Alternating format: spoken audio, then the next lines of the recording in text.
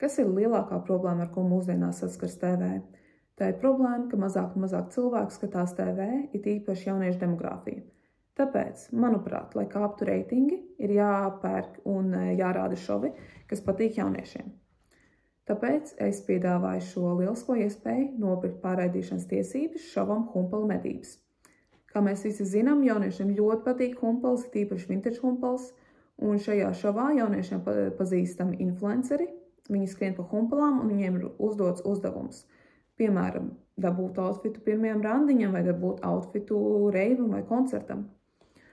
Un reitingi kāpj, cilvēki skatās, jauniešiem ļoti patīk šis šovs. Un es domāju, ja jūs vēl pielikt tādu iespēju, ka cilvēki var balsot par saviem mīļākajiem outfitiem vai cilvēkiem, tad cilvēku noturība, cik daudz cilvēku paliek no sērijas uz sēriju, tas arī būtu noturīgs skaitlis un noturīgs cipars. Tāpēc, jā, manuprāt, šis šovs ir lielisks, lai piesaistītu jauniešu uzmanību. Paldies!